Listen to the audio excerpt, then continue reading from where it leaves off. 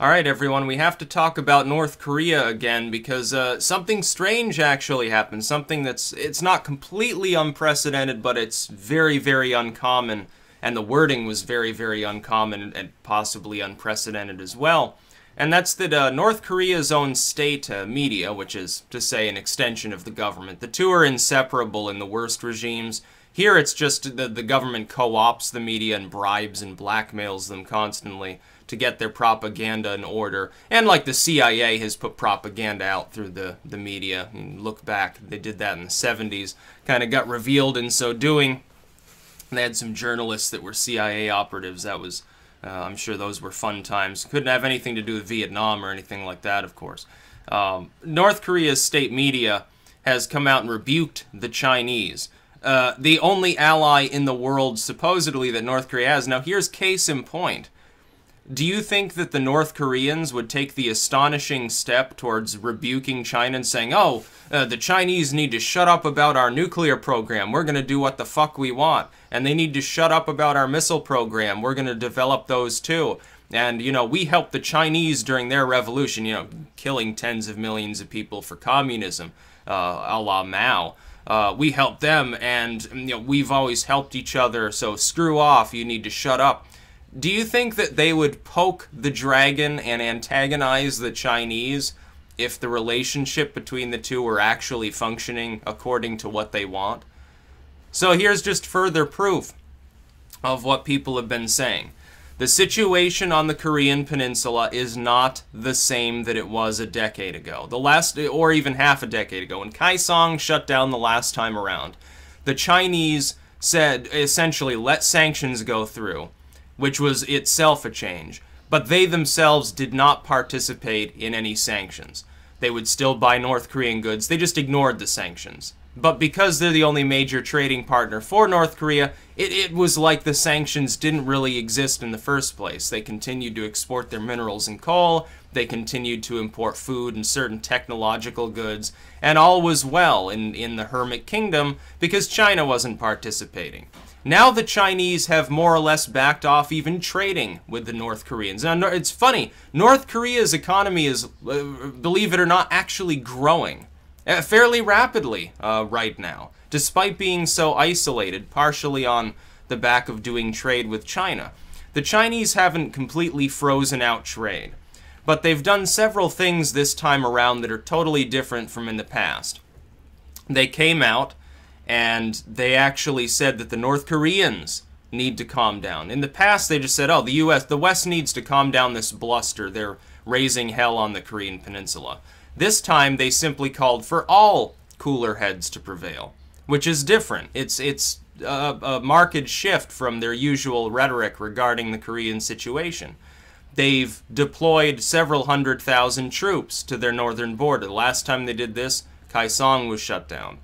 They've only done this a few times. They maintain several very large military groups near North Korea solely for the purpose of, if North Korea should destabilize, the regime collapses, you know, so the war breaks out, we can take care of all of those refugees that will come streaming across the Chinese border, and we'll have people there to make sure that it's orderly, and they can, you know, we're going to put them back there once the fighting stops or whatever the hell happens.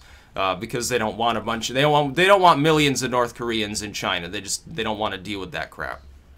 You know, people that will consider China's mixed model to be bourgeoisie and evil capitalism and stuff like that. I don't think they want to deal with the diplomatic fallout of such an event, even with a population of well over 1 billion people. I think they're approaching 2 billion now, actually. Last time I think India is too. I think India just supplanted China as the #1 population, if I remember correctly, or maybe it's set to. And then China said, oh, North Korea's fixation on nuclear weaponry is bad. It's wrong. They shouldn't be doing this. And naturally that caused Kim Jong-un's head to explode because he doesn't want to be told what to do. This is all very new. The Chinese have never before come out and told the North Koreans they should stop seeking nuclear weapons. The only thing they've ever said to North Korea is they should stop testing nuclear weapons. Every time there's a test, the first few tests they sort of ignored, they didn't really care. The last couple, they said, well, this is an escalation, people need to calm down. Okay, yeah, you have the right to have atomic weapons, but you shouldn't be exploding them in underground bunkers and testing them. We're upset with this. We officially are asking you to stop. And that's all they did before. Now they're telling them they shouldn't even seek additional nuclear weapons. This is a significant shift, and it's because Trump went in, and he's convinced Jinping, and he's probably not lying when he says this, we may take action in North Korea if China is unwilling to do something about this scenario. Because we don't want a future in which this rogue regime that threatens us and our allies constantly actually has the capability to attack us, and they certainly do have the ability to attack the South Koreans and the Japanese. Now, I'll tell you a secret. There will be a conflict on the Korean Peninsula unless reunification happens because of Kim Jong-un's regime collapsing or something along those lines. This appears now to be the going mode of what both the West and China want.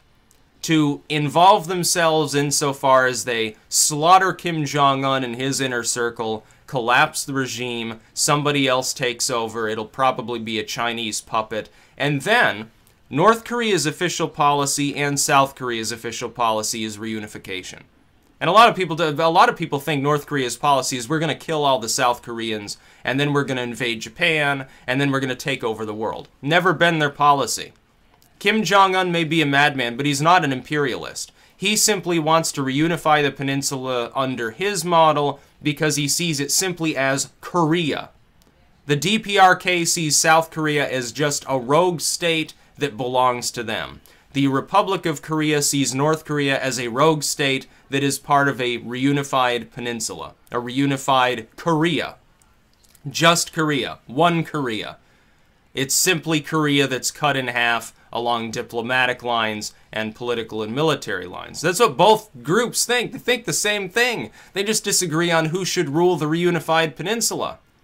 And so, Kim Jong-un, unless the regime collapses, Kim dies, you know, the military kills him off and says, okay, we're going to be mixed model now.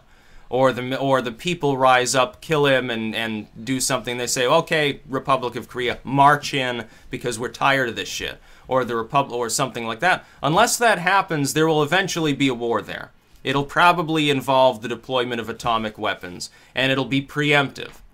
It will happen before North Korea develops fully functioning modern nuclear weapons. Of that I can virtually assure you, because even China at that point would be tempted to invade. They don't want that on their doorstep. Once, decades ago, it was a good buffer against the West. Now the Chinese don't need a buffer. Vietnam enters into a very lucrative trade deal with the West, allies itself with Australia. What have the Chinese done? Did they suddenly station 1 million troops there and say, we're going to invade unless you become communist again? Taiwan. They don't invade Taiwan, despite having, obviously, the manpower and firepower to do so. They ignore Japan now. They ignore all of that. They work directly with, like, Pakistan and India, despite the fact that the three of them have a huge, vast tract of very, very good land between the three of them that they haven't even figured out a finalized border on. Then there's constantly skirmishes and problems going on there, and yet China says, oh, well, we're still going to invest money there. We're still going to build this railroad in Pakistan, string of pearls strategy, to link to the Indian Ocean, increase trade flow. We're still going to be in BRICS with India.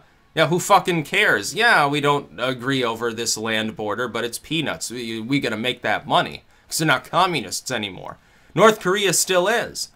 China doesn't want to deal with the diplomatic baggage. It doesn't want a fully nuclear state on its doorstep, and their actions now are totally different. Their state media says, oh, well, the North Koreans, they need to give up this nuclear ambition. It's making us upset. Kim Jong-un's nuts. He needs to fucking calm down. And the North Koreans respond by saying, China needs to shut up. We're going to develop the missiles and the weapons. They've just, by the way, I don't know if you realize this, but they just told the world, yeah, we're ignoring you all. Sanctions don't mean diddly squat to us. Fuck them. China's involvement, we don't care about China. Fuck them. That's what North Korea just said. They just alienated their only ally in the world and basically told us all, yeah, we're going to develop these weapons. We're going to be the ones to reunify the peninsula. How long do you think it will be before the outer world has no choice but to get involved? if only to save the lives of millions of South Koreans that would be very quickly killed if we didn't act preemptively. Better to strike first, decimate the artillery along the DMZ, get rid of especially that which is aimed at Seoul, which is several thousand artillery pieces capable of leveling most of the northern end of the city, by the way, within an hour. You need to focus on that. It doesn't matter whether you drop a bunch of mother-of-all bombs on them or a tactical nuclear weapon. That'd probably be a last sort of decision they could make. Yeah. Oh shit, the other bombs didn't work. It's time to decide whether to deploy a primitive nuclear weapon on that artillery. We got like 5 minutes before Seoul is wiped off the face of the earth. Yeah, we should probably save those people. At least we're only killing mainly military targets here. We'll deal with the diplomatic fallout later. Might be the Chinese that end up doing that. What happens if China says, okay, Kim, you've had your chance, and they fire a bunch of missiles at the DMZ? Now, North Korea would immediately be tempted to fire on South Korea, but South Korea is not diplomatically aligned with China. They would end up having to attack the Chinese while they're also attacking South Korea. That would probably save a lot of lives, because their ability to attack China is quite limited. Yeah, the military of China is pretty big and technologically advanced. I don't think that North Korea would last very long, especially since, you know, some tens of thousands of U.S. troops would start firing across the DMZ. The Republic of Korea would invade. Japan would invade. Taiwan would probably... Everyone would be invading. Everyone in the world would want to to say that they were involved in the reunification and liberation there. Things are not stable on the Korean Peninsula. This isn't like the days of Kim Jong-il saying, oh, we will be nuclear and we hate the outside world. Oh, but China's pretty cool. Now, you know what their state propaganda repeatedly refers to the Chinese as? Rat people. They basically, they essentially hate the Chinese. They're just partnered with them for military reasons. They see them as sellouts to the former glory of Maoism. It's part of their state propaganda. They don't even like China. They see them as a threat, almost an enemy. Now they probably do see China as an enemy. So here's a regime, a very small nation with primitive atomic weapons, completely surrounded by other countries that don't recognize its sovereignty, and in turn it doesn't recognize the sovereignty of its southern neighbor, and has basically burned all bridges with everything but China, and is steadily doing so there as well, in a massive suicidal act of arson. What do you think this ends up leading to in the future? It leads to the reunification of the Korean Peninsula. Now, why I say that attacking preemptively is okay is because it will save more lives than it will take.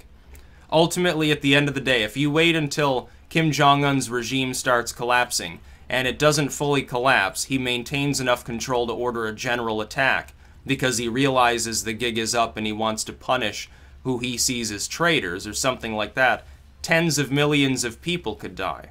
Whereas if you strike preemptively, you probably save many of those individuals. Yes, there will be civilian and military casualties on all involved sides, but the death toll will be far less large. It's possible to do so. It's also possible to target Kim Jong-un, take him out, and hope that that collapses the North Korean regime. But I wouldn't be optimistic. When the West says that that's sort of the premise, I say it's a huge gamble and you'd better have enough assets in the area with a hotline that you can pick up instantly to order a very well-planned assault on the DMZ and on their airfields, so that if the plan doesn't work, you can still save those lives, potentially. Because once the artillery starts firing, you're going to have a very short period of time to evacuate civilians from most of Seoul. You're going to have a very short period of time to destroy their capability to drop their atomic weapons, which presumably they have 3 or 4 of them that are actually active and capable of being deployed. They have to do it by air, but if you can hit their airfields hard enough, they can never get those planes off the ground in the first place. You then breathe a sigh of relief. That's what should be our operative principle in the North Korean region. And China needs to be on board with that, honestly. If China's not involved, they might attack the northern border anyway and carve off half of North Korea for themselves, leading to yet another diplomatic crisis and more suffering for the people of North Korea, who they've already suffered for decades. Can somebody cut them a break and try to free them from this crap so that they can do what they want, aka probably reunify with the Republic of Korea. I have a feeling most of them would probably like that. You know, not starving and being able to criticize your government and having, you know, more paved roads and so forth. Yeah, it's probably pretty good compared to the life that they lead in North Korea. Then we have that, like, Australian university down there. They were doing research on North Korea, and they're, like, praising it and stuff. That was very funny. It's like, yeah, let's praise this rogue nuclear state that threatened to annihilate us with atomic weapons. That makes great sense. That's about all. Peace out.